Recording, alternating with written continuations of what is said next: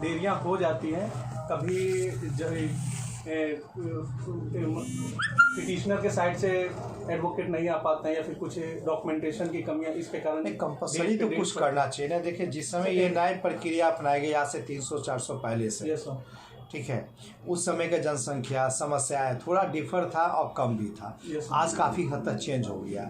जब चेंज हो गया तो फिर आप समझिए तो कहीं ना कहीं हमें भी तो चेंज करना होगा ना। इस मामले में किया जा रहा है सर, वैसे मामलों को देखा जा रहा है जिसमें जस्टिस अगर डिले किया जाता है तो उसे एंड ऑफ जस्टिस माना जाए। उन सब केसेस के लिए फास्ट ट्रैक कोर्ट्स बनाए गए हैं। फिर इसके अलावा अलग अलग जो जैसे इंडस्ट्रियल डिस्प्यूट्स अगर होते हैं तो उसके लिए इंडस्ट्रियल ट्रिब्यूनल बनाए गए हैं या फिर लेबर कोर्ट्स बनाए गए हैं। और भी तरह के जैसे डिफरेंट जो सेक्टर्स से जुड़े वाद हैं उन्हें उसी सेक्टर्स में निपटाने के लिए अलग अलग ट्रिब्यूनल्स बनाए जा रहे हैं। अभी भी लगता है कुछ सुधार की गुंजाइश है। सुधार की गुंजाइश हमेशा होती है, गुंजाइश हमेशा होती है, ठीक है, सही बात है। लेकिन अभी खास करके आया कॉलेजियम सिस्टम, यस सर, ये क्या सही प्रणाली दिखती है? मेरे ख्याल से सर अगर रूल ऑफ लॉ को देखा जाए तो उसके अकॉर्डिंग ये कॉलेजियम सिस्टम मुझे सही दिखता है। अगर विकल्प को ढूंढना हो तो मुझे नहीं लगता कि विकल्प की आवश्यकता है सर। इसे कुछ ज़्यादा डाइवर्सिफाइड किया जा सकता है, लेकिन मुझे नहीं लगता है कि इसमें तो ये देखा गया है कि भारत के 280 परिवार ऐसे जिसके अंदर ही न्यायपालिका शिकुल कर रह गई है, खासकर हाई कोर्ट और सुप्रीम कोर्ट। कैसे जस्टिफाई कर रहे हैं? वो क्वालिफाइड है सर और बाज़ाब्ते प्रोसीजर सारा लॉ करने वाले, अभी तो लॉ की डिग्री। Yes sir, yes. आपके पापा सुप्रीम कोर्ट के जज हैं? No sir. हाई कोर्ट के जज हैं? No sir. क्या आप सोच सकते हैं? सोच तो सकते हैं सर। आप क्वालिफाइड नहीं है क्या? क्वालिफाइड है सर, अभी तो क्वालिफाइड नहीं है हाई कोर्ट के जज के लिए सर। नहीं है, भविष्य में हो सकते हैं। हो सकते हैं सर। तो कॉलेजियन सिस्टम से आप जा पाएंगे? होप तो है सर। खामियां सर हर एक सिस्टम में। कॉलेजियन सिस्टम से अभी तक गए डाटा आपको कुछ पता है? नहीं सर, डाटा का एग्जैक्ट नंबर फिर कैसे आप कहते हैं कि वो जो कॉलेजियन सिस्टम सही है?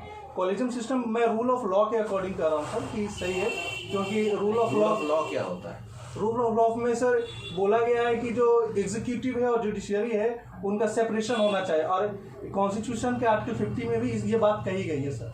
इसके तहत अगर जुडिशियरी के मतलब जजेस के अपॉइंटमेंट में एग्जीक्यूटिव हस्तक्षेप करती है तो वो रूल ऑफ लॉ के अगेंस्ट जाता है। इसका मतलब एग्जीक्यूटिव जो भी काम करती है देश में वो सारा इलीगल करती है? नहीं सर। तो फिर न्यायपालिका के मामले में क्यों माना जाएगा कि वो जो हस्तक्षेप करेगी वो गलत होगा?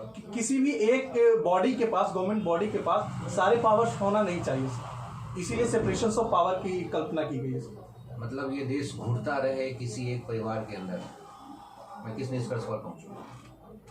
नहीं, ये तो मैं नहीं कर रहा हूँ।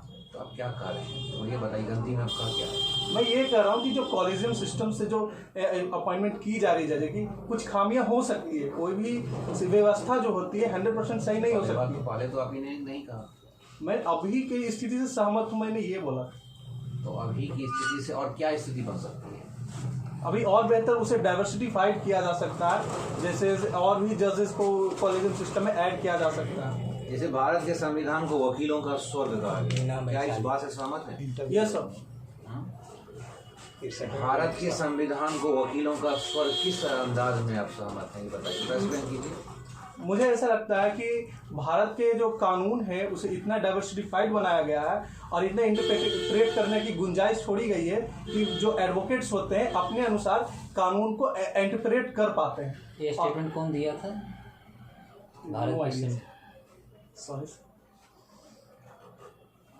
सोशल एंड वेलफेयर आपका पेपर है? Yes sir, labour law and social labour law.